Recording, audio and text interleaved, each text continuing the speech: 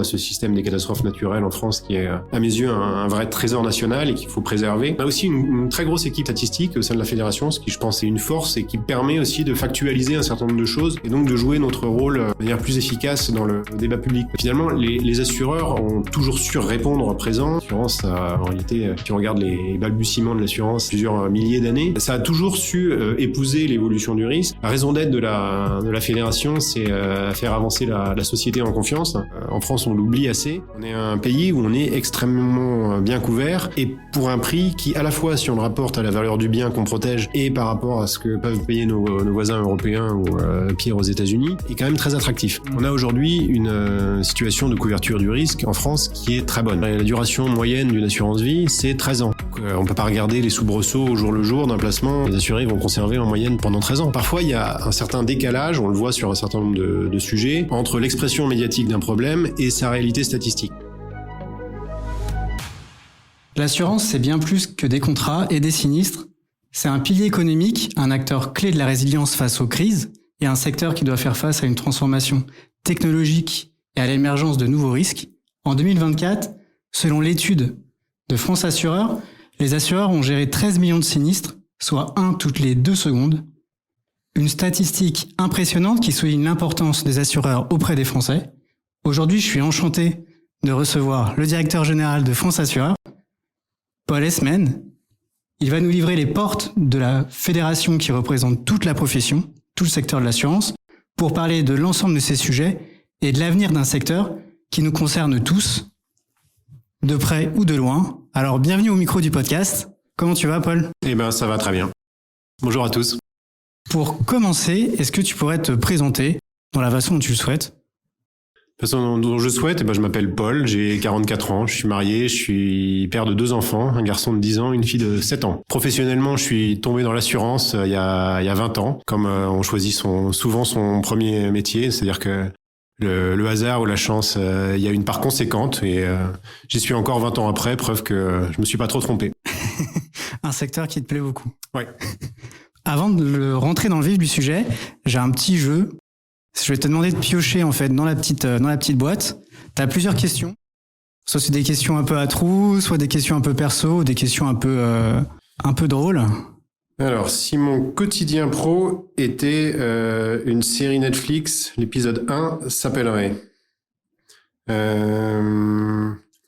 Je sais pas, mais je sais comment il s'appellerait pas. Ça s'appellerait pas Une journée sans fin. Parce que moi, j'ai vraiment l'impression que mes journées sont différentes tous les jours. Et je crois que c'est ça qui me plaît dans l'assurance. C'est ça qui me plaît notamment chez France Assureurs. C'est parfois un peu fatigant, hein, il faut le reconnaître.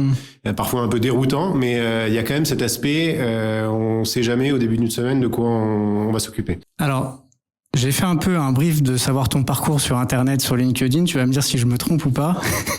Donc, tu as fait tes débuts en tant que commissaire contrôleur des assurances. Puis après, tu as rejoint la direction générale du Trésor, où du coup, tu as occupé successivement des fonctions un peu de chef du bureau sur les marchés financiers. Et ensuite, tu as navigué au sein du groupe Covea pour créer une nouvelle activité d'acceptation en réassurance. Et ensuite, directeur du cabinet du PDG. Et en 2018, je crois que tu as pris la responsabilité des marchés de particuliers du groupe, avant d'exercer les fonctions de directeur général adjoint et secrétaire général de 2020 à 2022. Et du coup, ma question, c'est pourquoi après ce parcours, t'être lancé en fait en tant que DG au sein de la fédération en fait pour cette nouvelle aventure? Oui, pour résumer, en fait, je suis dans le secteur de l'assurance depuis une vingtaine d'années, plus que 20 ans. Le temps passe vite.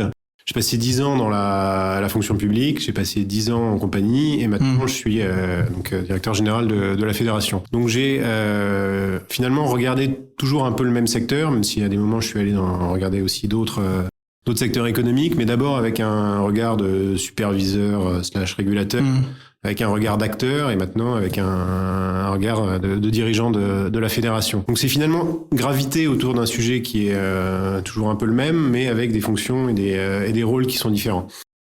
Pour être franc, moi, quand je suis parti de Covea, j'avais d'autres projets. Enfin, quand je suis parti de Covea, j'ai pris un an pratiquement de break où j'ai voyagé avec ma femme et mes enfants.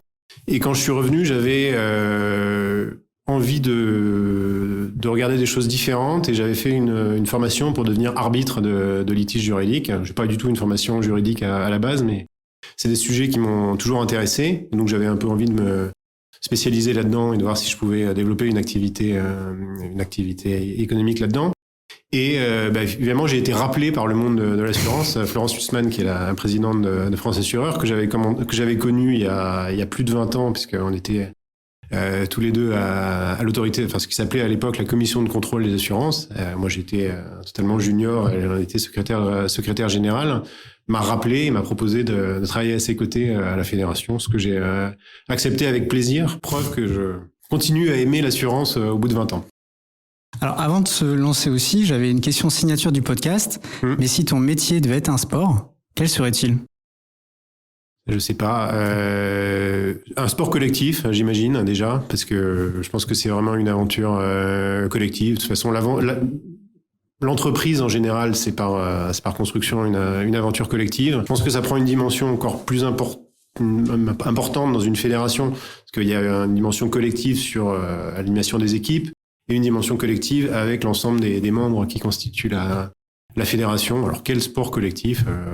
Je sais pas, je vais bricoler une réponse, je vais dire le foot, parce que c'est le sport que j'aime le plus, mais plutôt du coup... faut pas y chercher beaucoup plus de justification que ça. Et du coup, ton club ? Paris Saint-Germain. Paris Saint-Germain. Je suis parisien, je suis un pur parisien, et le hasard a fait que je suis né à Paris, littéralement à quelques centaines de mètres du Parc des Princes. Donc je pense qu'il y a un atavisme auquel on peut pas échapper. Maintenant, avec le Paris FC aussi qui commence à monter, là, je sais pas si t'as... C'est très bien. Ça, c'est avoir 2 clubs parisiens. Il était temps. Alors, t'as succédé Franck Levallois, qui est aujourd'hui DG de MMA Assurance. Est-ce qu'il t'a glissé des conseils avant de te lancer dans cette nouvelle aventure ? On a échangé pas mal avec Franck, que je connais bien, je le connais depuis longtemps. Là aussi, le monde est petit. On a commencé pratiquement en même temps. Lui aussi était commissaire contrôleur des assurances il y a une vingtaine d'années. Donc on s'est suivi de loin en loin. Et effectivement, il n'y a pas eu de période de recoupement proprement dit à la tête de la fédération, parce qu'il était déjà parti quand je suis arrivé. Mais on s'est rencontrés un certain nombre de fois. Moi, je suis très admiratif de ce que Franck a fait aux côtés de Florence Hussmann à la fédération. Il y a eu un vrai travail de transformation, une certaine mesure de modernisation. Et je pense que c'était nécessaire, donc moi j'en ai un peu tiré les fruits. Effectivement, on a échangé dans ce cadre-là. T'en parlais juste avant, tu disais que la journée elle est sans fin en tant que DG chez France Assura, mais concrètement, pour un peu donner les coulisses aux auditeurs, ton quotidien c'est quoi en fin de compte ?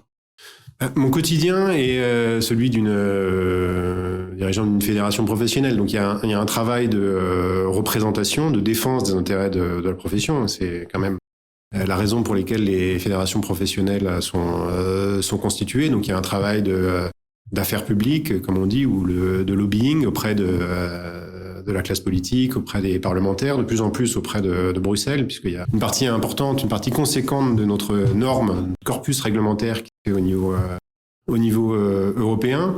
Il y a aussi un travail, comme dans toutes les fédérations professionnelles, d'animation du dialogue social de branche, de signature des accords de branche. Et donc ça, c'est une émission, on va dire, relativement classique pour toute fédération. Travail de communication aussi.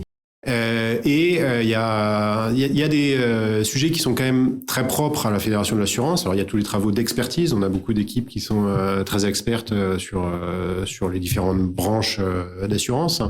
Et l'assurance, en réalité, est un métier qui est, je t'apprends rien, qui est extrêmement pluriel. Il n'y a pas beaucoup de rapports, finalement, entre l'assurance vie et l'assurance des grands risques, l'assurance santé, tout ça.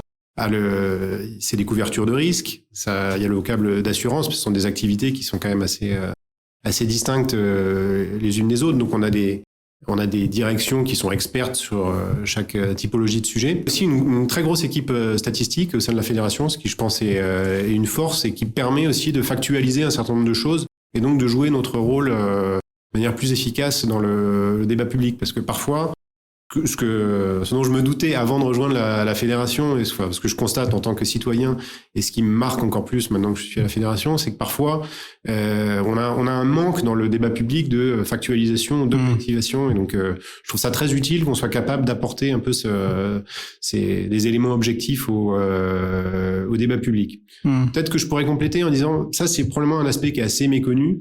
On est une fédération qui est très particulière, l'assurance, qui est de fait plus importante en termes numériques, en termes de nombre de salariés que beaucoup d'autres fédérations professionnelles. On a une structure sœur qui s'appelle GPSA, qui gère finalement des services soit à destination des assurés, soit à destination des membres. Je pourrais prendre pas mal d'exemples, je vais en prendre deux. C'est d'abord les conventions en assurance.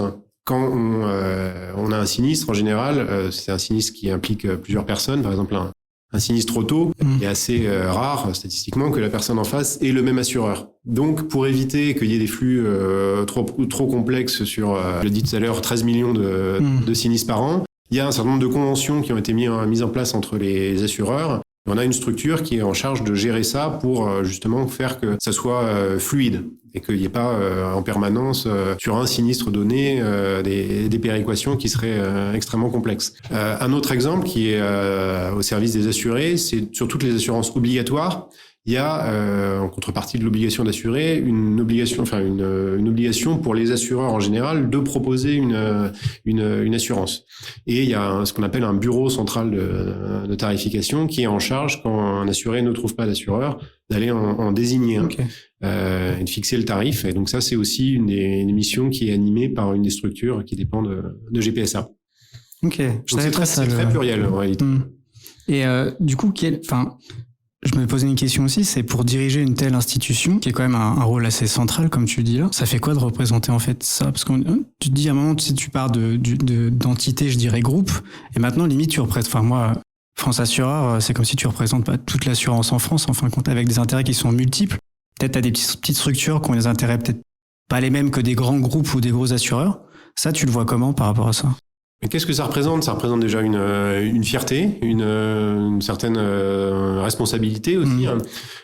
Finalement, on a tendance, mais je pense que c'est une vision assez accentuée en France, même si je pense pas que ce soit totalement exempt à l'étranger, de distinguer l'intérêt général qui serait incarné que par l'État et l'intérêt particulier qui serait représenté notamment par des entreprises. Moi, j'ai pas du tout cette vision des choses. D'abord parce que j'ai passé 10 ans dans la fonction publique et que j'ai pas finalement le sentiment que mon travail aujourd'hui soit si différent de celui que j'avais quand j'étais fonctionnaire. Certes, je représente une fédération d'acteurs, des acteurs qui ont des intérêts propres de développement de leur chiffre d'affaires, de rentabilité, tout ça est entendu. C'est normal. Mais au final, sur beaucoup de sujets, j'ai l'impression que y a une évidence qui est que la réponse n'appartient pas ni à la puissance publique ni à un acteur donné, mais que on a besoin de réflexion collective et d'actes et de mobilisation collective. Alors, ce qui est l'évidence même aujourd'hui, c'est la question des sinistres climatiques. On voit que c'est pas un acteur donné qui peut prétendre répondre seul à un problème qui est d'ampleur absolument systémique. Donc ça, c'est presque l'éléphant au milieu de la pièce. Tout le monde le voit. On a ce système des catastrophes naturelles en France qui est, à mes yeux, un vrai trésor national et qu'il faut préserver.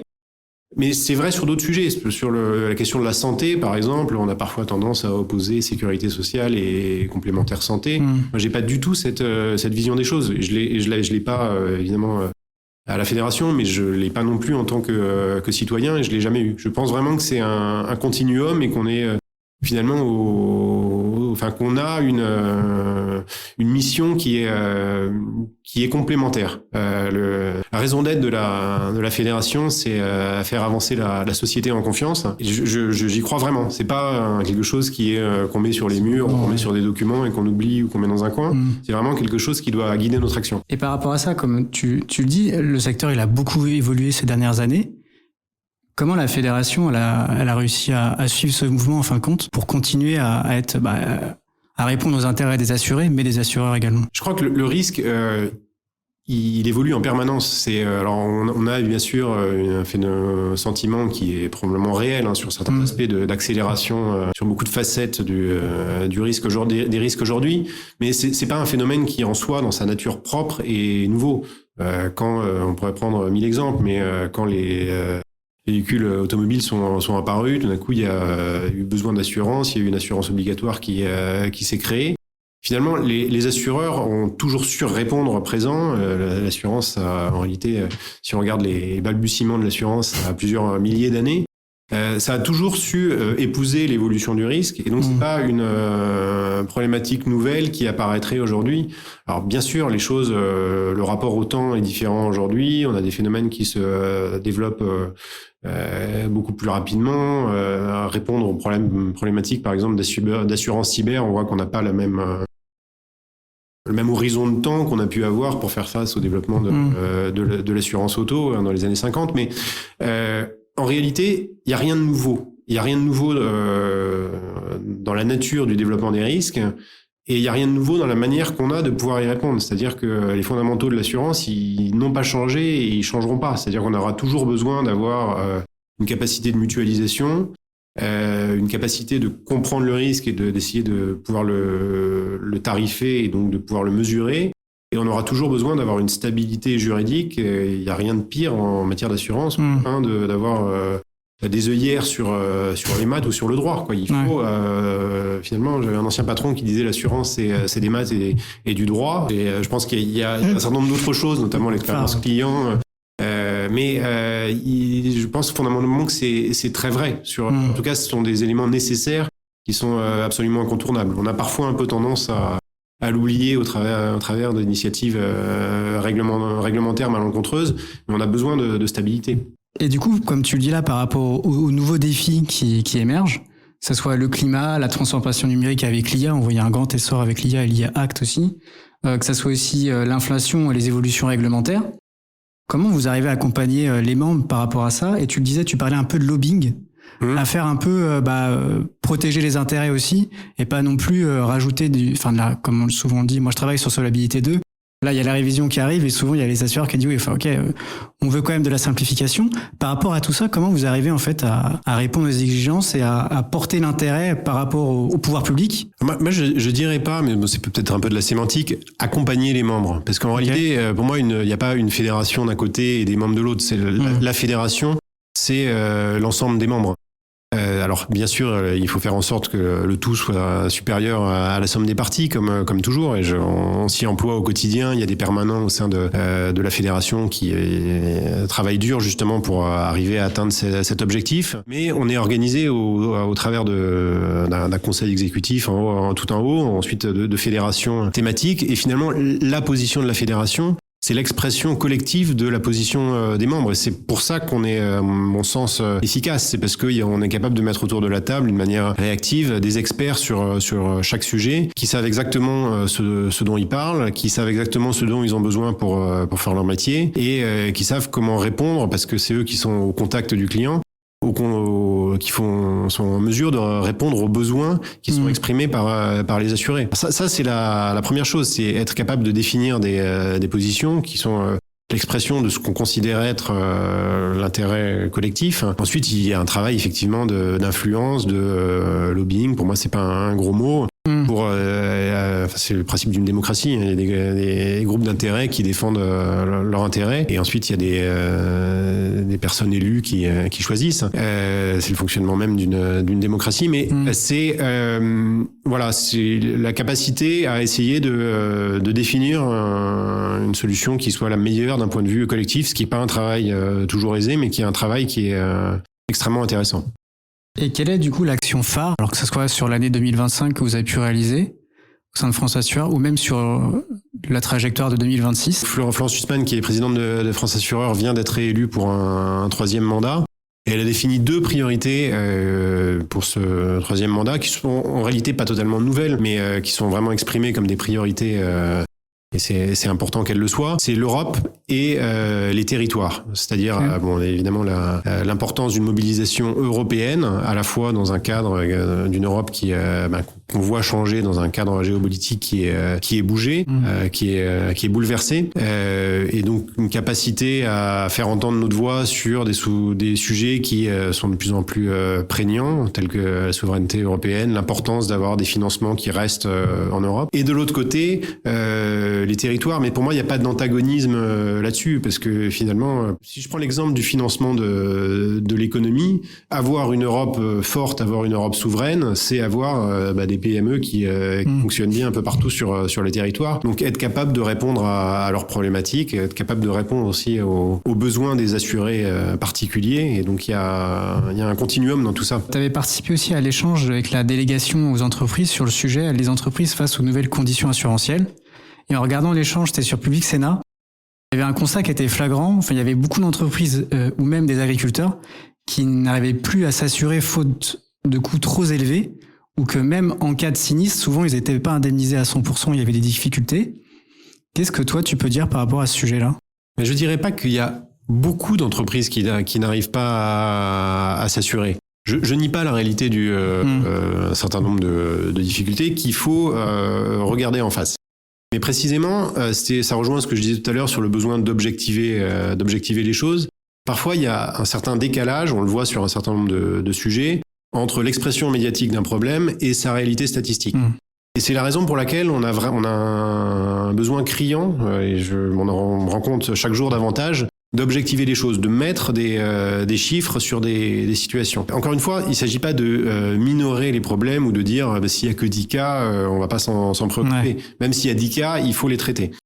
Mais il s'agit d'essayer de mesurer les choses, parfois de revenir à une certaine mesure, parce que les éléments de réponse à apporter sont à l'évidence pas les mêmes si on a quelques cas résiduels ou si on a un problème majeur d'ampleur systémique. Donc il faut toujours commencer par un travail de factualisation. Je pense je sors du spectre de l'assurance, c'est un grand problème de nos sociétés aujourd'hui. On a parfois des réactions qui sont extrêmement émotionnelles sur des sujets sans avoir toujours cette capacité de prendre un peu de hauteur ou de recul pour être capable de dire quelle est l'ampleur réelle du phénomène. Alors, parfois c'est complexe de mesurer réellement ce que ça signifie. Pour autant, je suis pas en train de nier le fait qu'il y a ça et là. Et d'ailleurs, on a des discussions avec les fédérations professionnelles ou les professionnels concernés, des situations où on doit trouver des réponses d'assurance. On s'y emploie. Je pense par exemple à la filière du bois, je pense par exemple aux panneaux photovoltaïques. Ça ne veut pas dire que ce sont des situations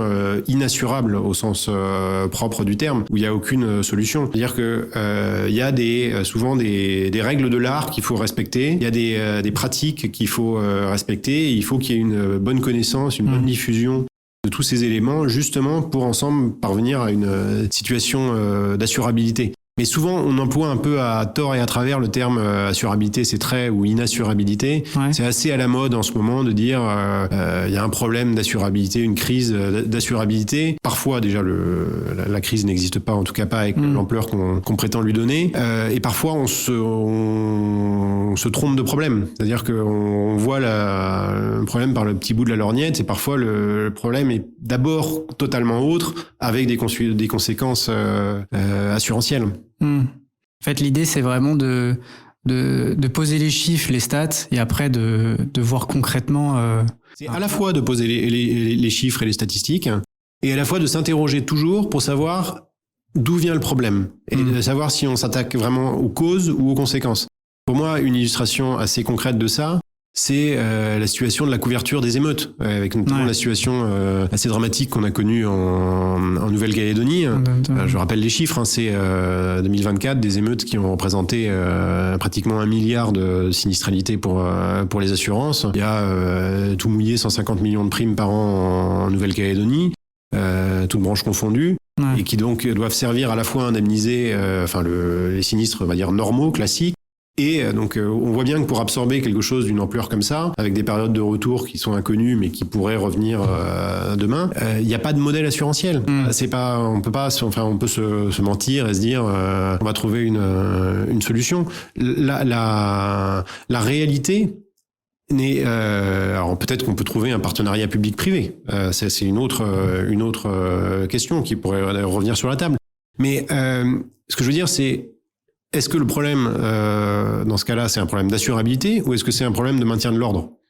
Il faut s'attaquer aux questions à la racine, sinon on colle un peu des sparadraps sur des jambes de bois, quoi. T'en parlais avant des catastrophes naturelles et des catnat. J'avais regardé une étude de France Assureur où le coût des événements naturels en 2024 a atteint à peu près 5 milliards d'euros. C'est à peu près la 9e année qui est la plus coûteuse. Et le régime CatNat, il est passé quand même de 12% à 20%, et pour les contrats dommages aux biens, et de 6 à 9% pour les contrats auto. Le changement climatique est vraiment un enjeu majeur, et je crois que même dans le dernier rapport d'AXA, je crois que le risque climatique, il est encore au premier niveau, il me semble. Comment les assureurs, du coup, peuvent-ils vraiment continuer à couvrir en fin de compte ce risque ? Alors après, tu vas me dire juste avant, il n'y a pas de problème par rapport, je veux dire, le terme beaucoup trop, etc. Bon, voilà, c'est un peu enjolivé, mais c'est ce que je lis des fois dans les échos ou dans les articles que je peux lire sur l'assurance. Comment ils arriveront à terme de faire face à ce nouveau risque ? Alors, je pense qu'il faut déjà là aussi essayer de regarder la situation telle qu'elle est aujourd'hui, sans nier d'un point de vue assurantiel l'ampleur des défis qui peuvent être devant nous. On a aujourd'hui une situation de couverture du risque en France qui est très bonne. Alors c'est à plusieurs niveaux.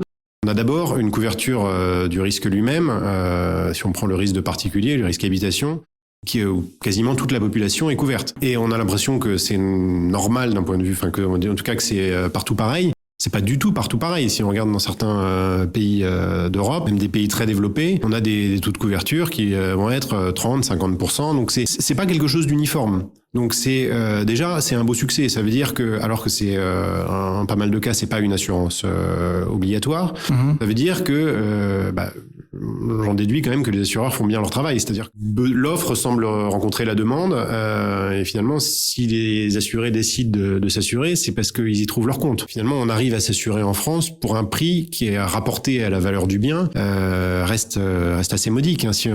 Donc il y a cette premier niveau d'assurance. Il y a sur un certain nombre de périls, il y a le régime propre des catastrophes naturelles qui couvre par exemple les inondations, la sécheresse, qui est de mon point de vue et du point de vue des assureurs un très bon régime, un trésor national qu'il faut préserver. C'est assez singulier. Il n'y a pas beaucoup de pays dans le monde qui ont des régimes analogues. Je pense que celui qui s'en approche le plus en termes de régime, c'est le régime qui existe en Espagne. Il y a beaucoup de pays, même très développés, où il n'existe rien du tout. Et où ces risques, par exemple la sécheresse, ne sont pas couvrables ou alors au travers d'assurances facultatives qui sont extrêmement onéreuses. Donc on part quand même d'une situation, il faut pas jeter le bébé avec l'eau du bain, il faut se rendre compte de la chance qu'on a. Parfois, en France, on l'oublie assez. On est un pays où on est extrêmement bien couvert et pour un prix qui, à la fois, si on le rapporte à la valeur du bien qu'on protège et par rapport à ce que peuvent payer nos voisins européens ou pire aux États-Unis, est quand même très attractif. On a un régime qui fonctionne bien.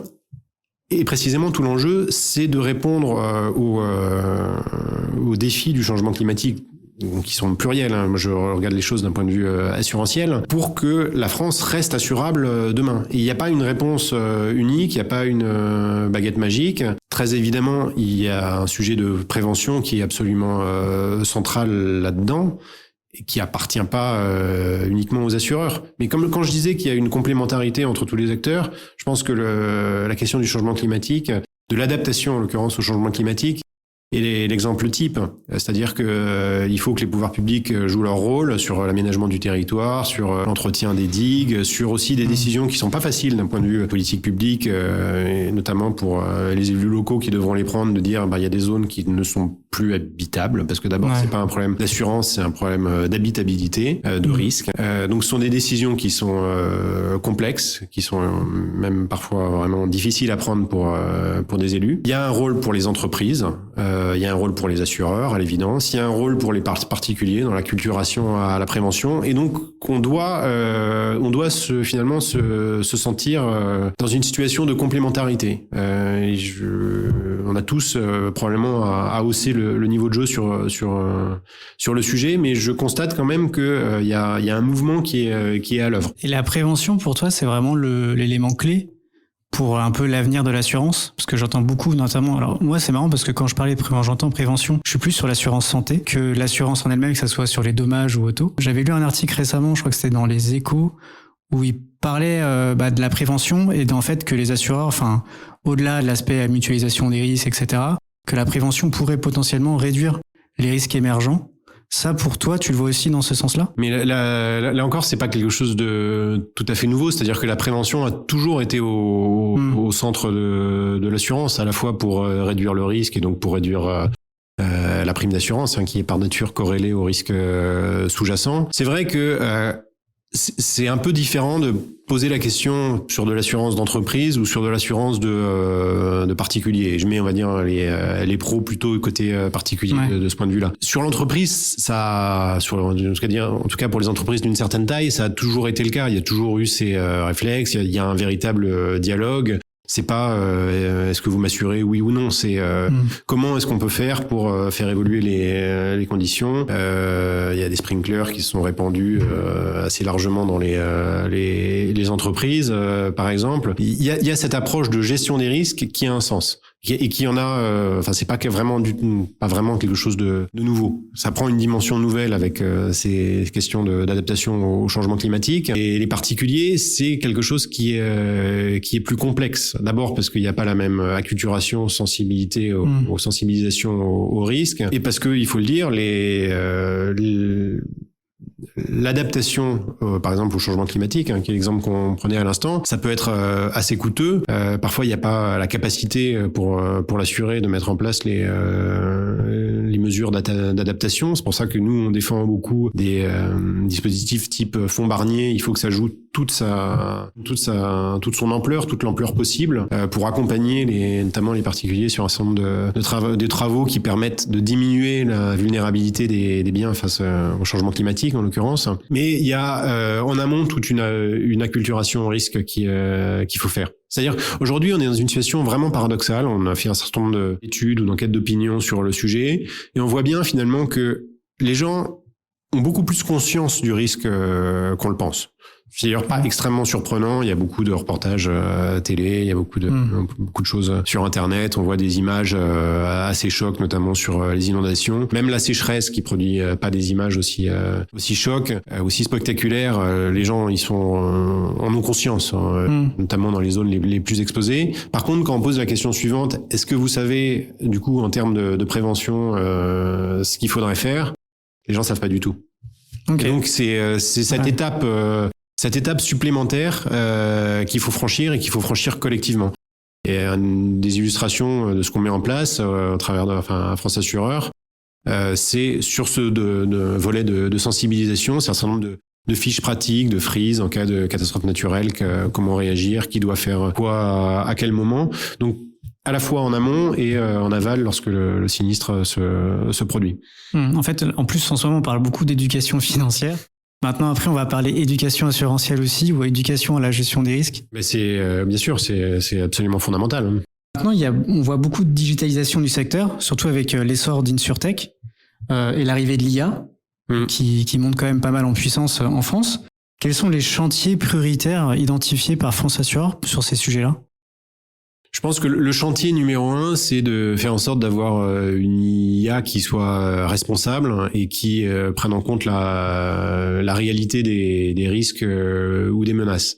Ensuite, une fois qu'on a dit ça, ce qui est une réponse assez générale, et il y a évidemment des questions mais qui concernent l'ensemble des métiers, potentiellement sur la transformation des métiers, l'évolution et le rythme que ça va supposer, qui reste quand même aujourd'hui, il faut bien le reconnaître, une sorte de point d'interrogation. On entend des choses assez variées. Alors je sais bien qu'il y a des études qui disent que à tel horizon, il y a tant de pourcents des emplois qui sont menacés, par exemple. En réalité, quand on regarde la réalité méthodologique de ces études, tout ça est souvent assez discutable. Je pense qu'il y a personne qui est capable de donner un rythme ou une ampleur réelle sur ces transformations qui vont certainement être réelles.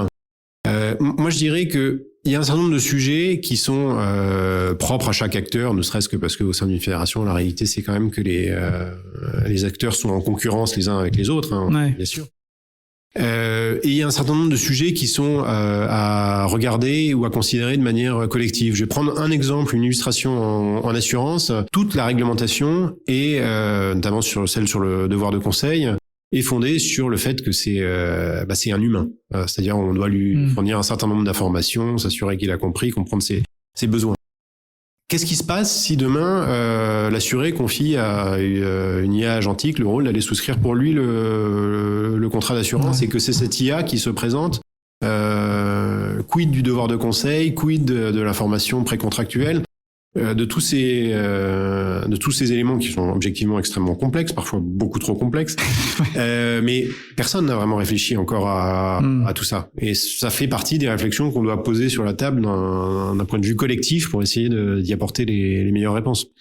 Ouais, c'est intéressant ce que tu dis parce que j'ai lu un article là-dessus. On parlait de SEO et maintenant de GEO où les assureurs du coup sont bien référencés dans l'IA, notamment après pour la souscription de contrat où le client va plus taper sur Google mais va taper directement dans l'IA et qui bientôt plus tard pourrait carrément, comme tu le dis, souscrire en fait directement sa police d'assurance via l'intelligence artificielle. D'un point de vue conceptuel, c'est probablement réalisable, mais encore une fois, on a toute une réglementation, un corpus réglementaire sur le devoir de conseil qui est pas vraiment faite ou qui a pas vraiment été pensé pour ça. Je crois qu'en plus la CPR, elle a sorti une note aussi sur le devoir de conseil récemment, non ? Il me semble. Je crois qu'en plus ça va. Mais c'est vrai que ça a évolué énormément en fait après. C'est après de réussir à allier la réglementation qui évolue en même temps que la technologie. Je sais pas si un jour, c'est des aspects un peu compliqués, je pense aussi, d'allier les deux. Ah bah bien évidemment. Mais bien sûr, c'est par nature la réglementation a des difficultés à suivre le rôle de l'évolution de la technologie. Et on voit que pour le meilleur et pour le pire d'ailleurs. En Europe, on a une construction réglementaire qui n'a pas le même rythme que dans d'autres zones géographiques. On n'a pas les executive orders où c'est décidé et appliqué. Voilà. Je dis pas que j'envie ce genre de fonctionnement. Mais le fait est que sur des sujets, alors je vais m'éloigner des sujets d'innovation, mais sur des sujets de simplification, entre le moment où on décide qu'on va le faire et le moment où c'est effectivement à l'œuvre, il peut s'écouler un certain temps, pour pas dire un temps certain. Et c'est marrant de voir, comme tu dis là, que le moment où acte en fait la simplification, où il acte l'évolution, que ça passe en commission, après t'as des consultations, le chemin est long, mais ce qui je trouve assez passionnant, c'est la communication qu'il peut y avoir entre tous les acteurs. Parce qu'il y a aussi Insurance Europe, où je lis pas mal les articles d'Insurance Europe, il y a aussi France Assureur, il y a aussi toutes les commissions, les articles qui sont mis en avant. Je trouve, alors, je sais pas si je peux mettre en pendant avec d'autres pays, que ce soit aux États-Unis ou autres, mais c'est vrai que je trouve qu'en Europe, la collaboration qu'il peut y avoir, je trouve ça assez passionnant et positif, je trouve.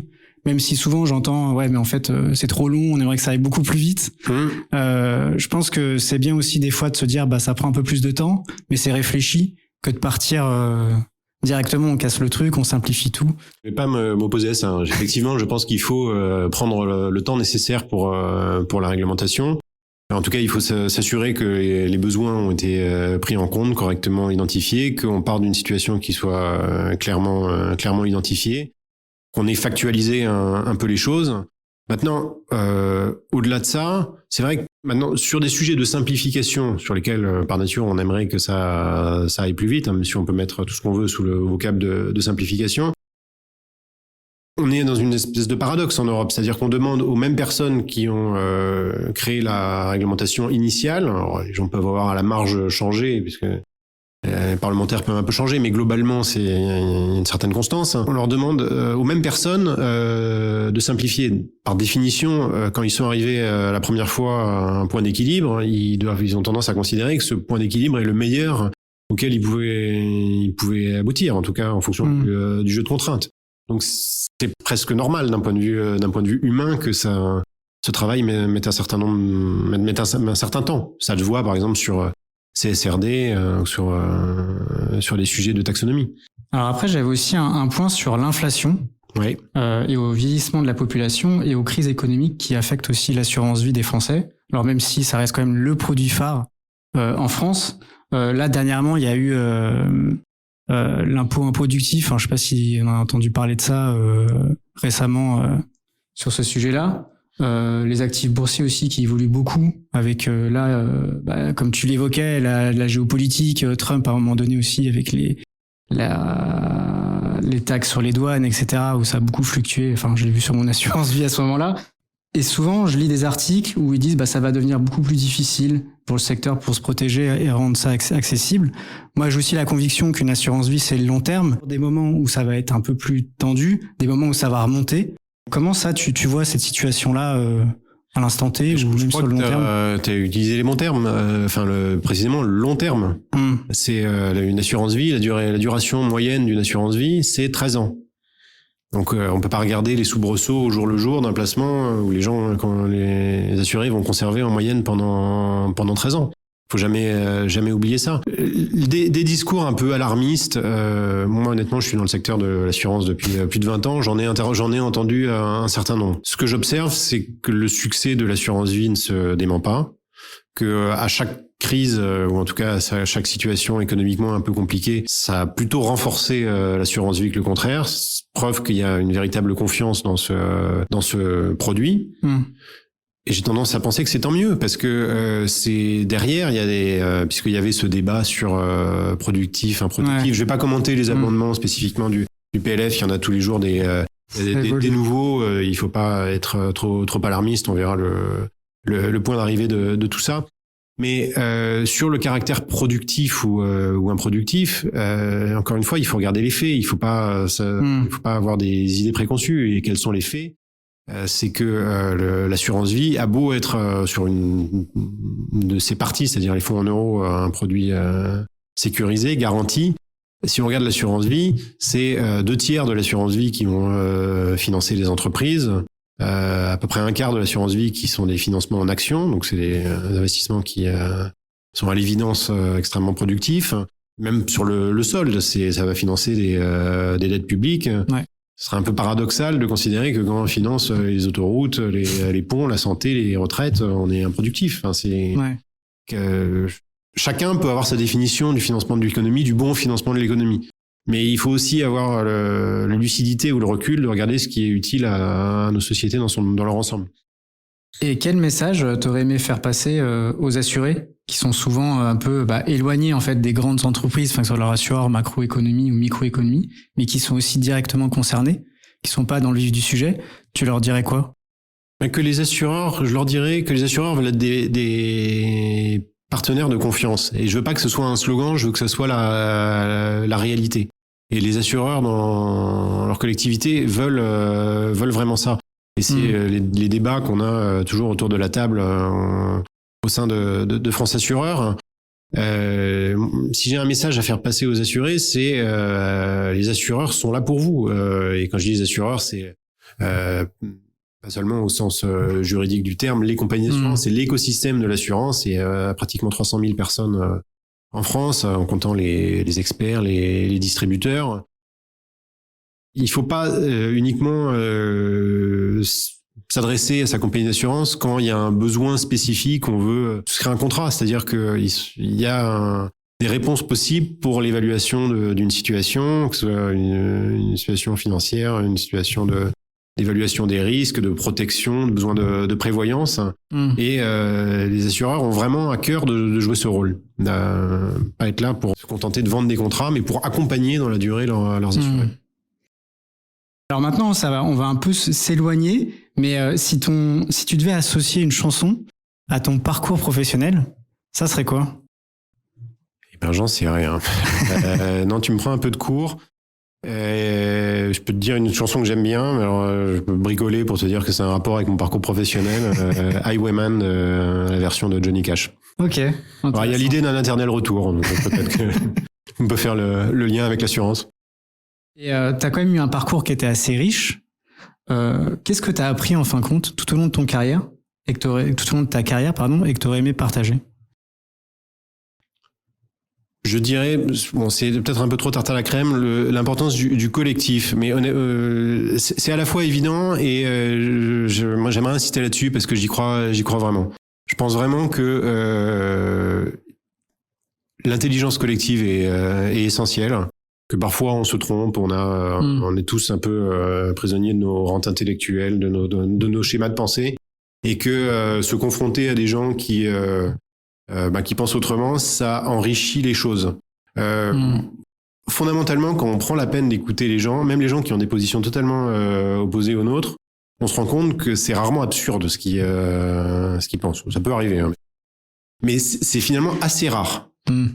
Beaucoup plus rare que ce qu'on pense et alors ça nous fait pas forcément changer d'avis, mais cette confrontation intellectuelle du débat d'idées, je la trouve vraiment essentielle. Et moi, ce que j'observe quand même à l'usage, c'est qu'on se trompe moins quand on a cette écoute et qu'on on arrive à une vision plurielle ou partagée des choses que quand on prend les décisions de manière un peu isolée. De manière unilatérale, enfin, c'est-à-dire d'avoir une vision collective. Alors ensuite, c'est deux choses différentes parce que écouter est une chose, essayer de prendre les décisions de manière collective est évidemment la panacée, enfin solution à laquelle on préfère arriver. Et pour autant, les décisions unilatérales peuvent parfois se justifier parce que c'est aussi peut-être une des choses que j'ai vues dans ma vie professionnelle. Il n'y a pas toujours une bonne réponse. C'est-à-dire que c'est aussi la manière qu'on a de prendre une décision, d'y croire et de poursuivre ses idées. Et si tu pouvais décrire ton mindset en 3 mots? Curieux, parce que j'aime vraiment bien aller chercher, découvrir de nouvelles choses. Engagé, parce que je crois que l'intérêt de la vie et de la vie professionnelle en particulier réside beaucoup dans le fait de croire à ce qu'on fait. Et donc, plus j'ai la chance d'être quand même dans un travail où je suis confronté à beaucoup de sujets de société, sujets économiques, les sujets démographiques, les sujets de santé, les sujets de retraite, les sujets de sécurité aussi, au travers des émeutes dont on a parlé tout à l'heure. Donc, j'ai aussi cette conscience d'avoir une chance particulière. Je pense qu'il y a finalement assez peu de métiers qui sont aussi riches en termes d'ouverture intellectuelle sur la société dans son ensemble que le métier d'assureur. Donc engagé et collectif, ouais. Parce qu'encore une fois, il y a cette vision du regard collectif au travers des équipes qu'on a la responsabilité d'animer, la chance d'animer, et cette vision collective qui fait aussi pour moi un intérêt essentiel du travail que j'exerce aujourd'hui, d'avoir cette vision collective des choses au travers des membres qu'on rassemble et qui peuvent avoir au départ des positionnements qui sont différents. Et tu as des recos de livres ou de podcasts que tu aurais aimé partager aux auditeurs? Écoute, livres, je peux dire les livres que je lis récemment. J'aime beaucoup Serge Chalandon, qui est un écrivain que je trouve qu'il écrit très bien, et j'ai lu pratiquement tous ses romans récemment là, et plusieurs que j'ai beaucoup aimés. Conseillerais L'Enragé, que je trouvais ça remarquable, Le Jour d'avant, qui est sur la catastrophe minière de début des années 70. Serge Chalandon, ouais, je recommande beaucoup. Podcast, je suis désolé, je vais passer mon tour. Non, je peux conseiller une pièce de théâtre. J'aime beaucoup le théâtre, j'aime beaucoup ça. Je recommande. Alors, c'est pas très original puisque je pense que c'est une pièce qui a beaucoup de succès, mais je suis même pas sûr qu'il y ait encore des places disponibles. Mais Art, il y a Yasmina Reza. Okay. C'est une pièce qui a une trentaine d'années. Là, il y a au théâtre, à la scène en ce moment, il y a une mise en scène de François Morel, qui est aussi quelqu'un pour qui j'ai beaucoup d'admiration. Et probablement une des meilleures mises en scène, à mon point de vue, de cette scène, de cette pièce. Et si tu pouvais donner un conseil à des jeunes qui se lancent dans l'assurance, tu donnerais quoi? Je dirais la curiosité, peut-être essayer justement de dépasser. Tu disais qu'il y avait un peu cette image négative de l'assurance. Quand on travaille dans l'assurance, on se rend bien compte que on est entouré d'hommes et de femmes qui ont à cœur, bien au contraire, d'essayer de répondre aux besoins concrets des assurés, donc de l'ensemble de la société. Cette curiosité qui est pour moi essentielle, d'aller voir différentes facettes du métier, qu'on a la possibilité de regarder à la fois des sujets de distribution, des sujets de gestion de sinistres, l'assistance aussi, un métier que je trouve absolument passionnant, pour le coup a une utilité qui est absolument indéniable. Ouais, c'est de saisir cette chance de pouvoir voir des sujets qui sont au cœur de la société et qui sont passionnants. Et est-ce que tu as un talent caché?